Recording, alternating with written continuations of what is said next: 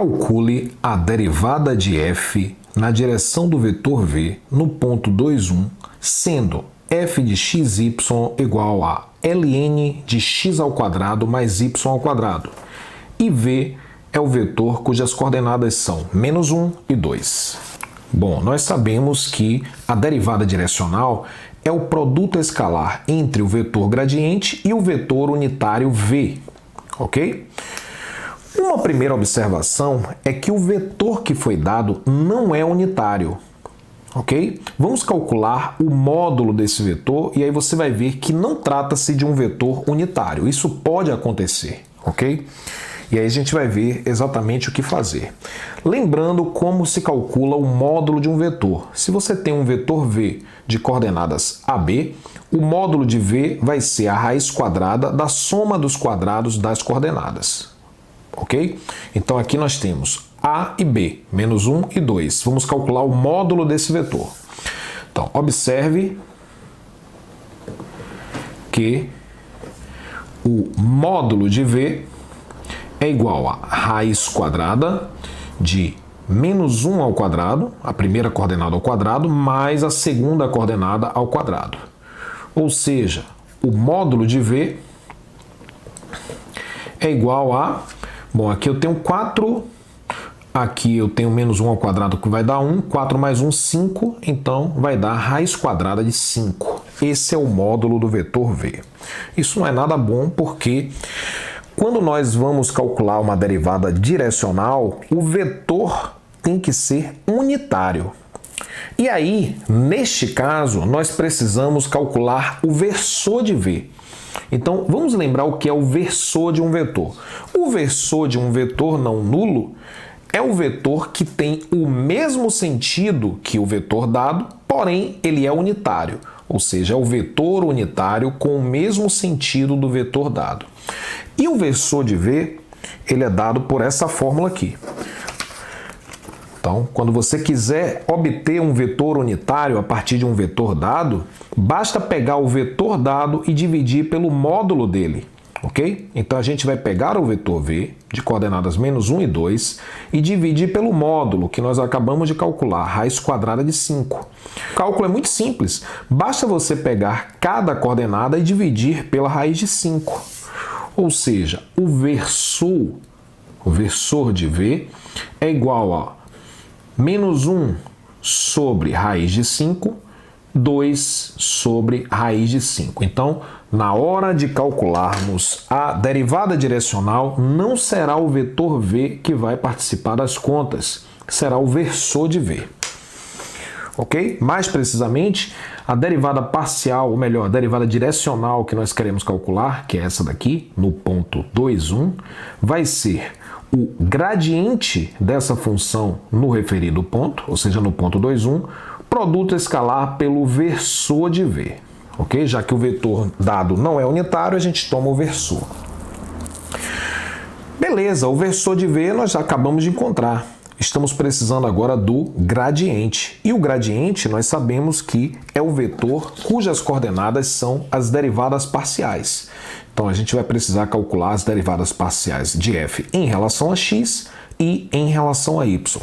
Vamos começar com a derivada em relação a x. Então, a derivada de f em relação a x é igual a... Vamos olhar para a expressão que define a função, está aqui.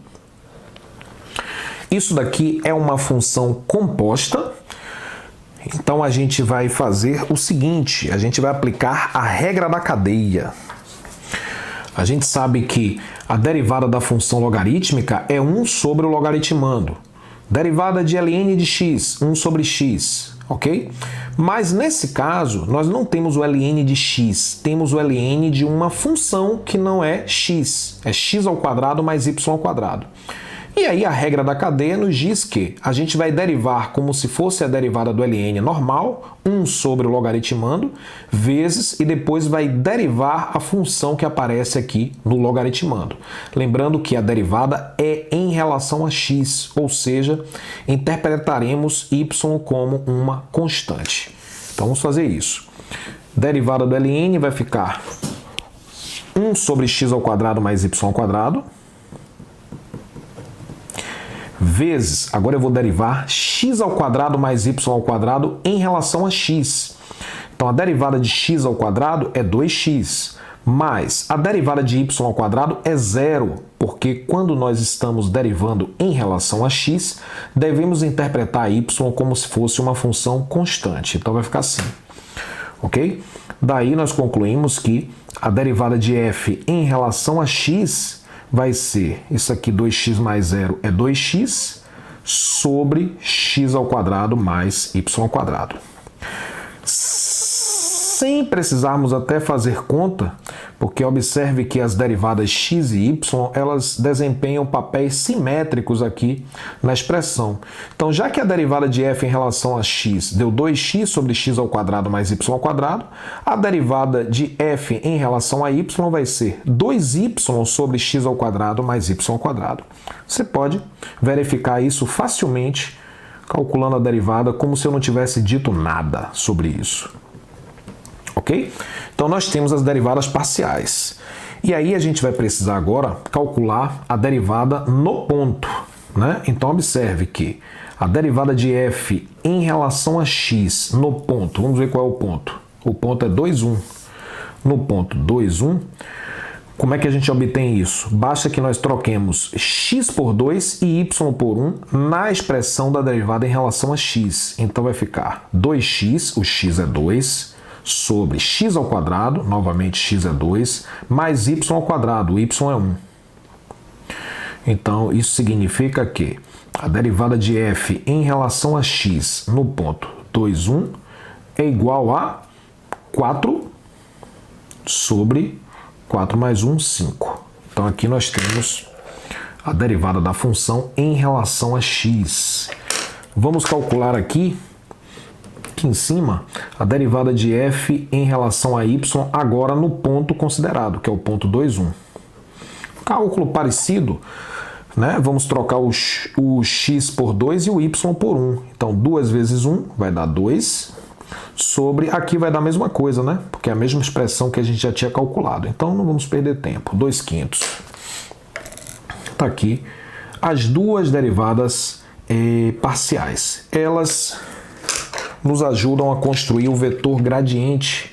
Então, o vetor gradiente de f no referido ponto, que é 2, 1, é o vetor cujas coordenadas são as derivadas parciais.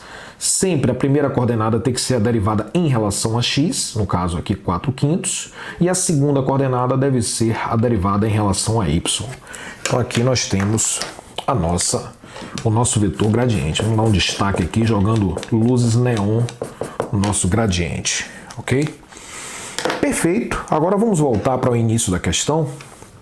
Vamos lembrar o que é que a gente queria calcular. A derivada direcional, certo? No ponto 2, 1. E lembre-se que a gente vai usar o versor. Então vai ser o produto escalar entre esse gradiente que nós acabamos de encontrar e o versor de v que nós tínhamos encontrado no início. Então vamos fazer isso aqui. Derivada de f na direção de v no ponto 2, 1 vai ser igual gradiente, que está aqui, 4/5, 2/5, 2/5, vezes o versor do vetor considerado. Então, o versor do vetor é esse daqui, menos 1 sobre raiz de 5, 2 sobre raiz de 5. Raiz de 5, 2 sobre raiz de 5. Produto escalar, como é que nós fazemos? A gente multiplica x com x, y com y e soma os resultados. Então, vai ficar 4 vezes menos 1, menos 4 sobre 5 raiz de 5, né? 5 raiz de 5. E agora, mais 4 sobre 5 raiz de 5. Isso daqui, né? A gente vai cancelar.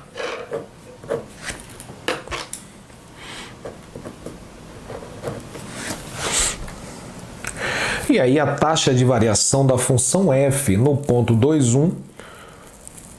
E aí, a taxa de variação da função f no ponto 2, 1, na direção do vetor que foi dado, menos 1 e 2, deu 0.